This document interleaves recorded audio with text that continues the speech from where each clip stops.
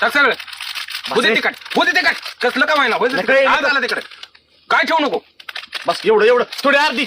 अरे वट म्हणतोय तुला तर वट एवढं असतं वय कुठं राव? टाक ना सगळं टाक होतीच कसं मग येतात जरी मिठाचा पोडा जरी हळद टाक तोंडा ओढले सगळं बोंब काय ठेवू नको बस का टाकी टाकली आता. टाक सगळी अर्धे घडून टाक की काय ठेवू नको बाबा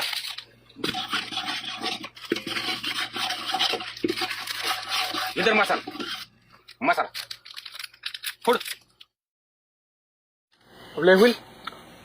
अरे माझी बायको मरल बाबा टाक सगळं अहो मरू दे की. माझी बायको मरते मग तुला लाज वाटते का पण राव असलं खाल्ल्यावर राव जागची माणसं उठायची पण आहे ती. दुपारचं कोण तुला जेवाय घालायचं होय ना तुमचं तुम्ही बघा मी टाकायचं काम करणार.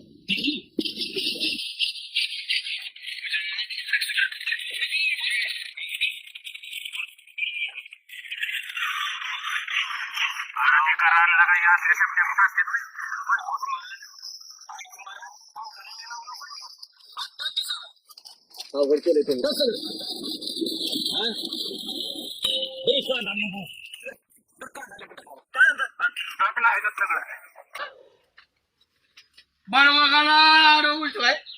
तुम्ही वरणच काढायचा करायला काय करायचं आम्ही.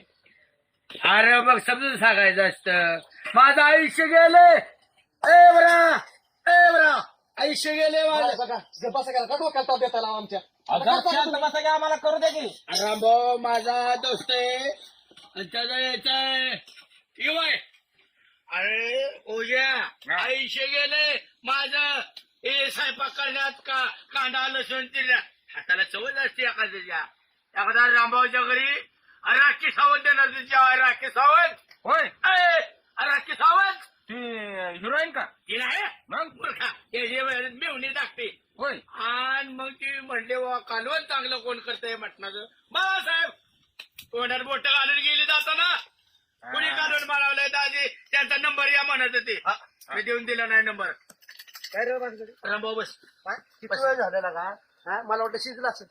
आता शिवच्या कांदा चिरतोय.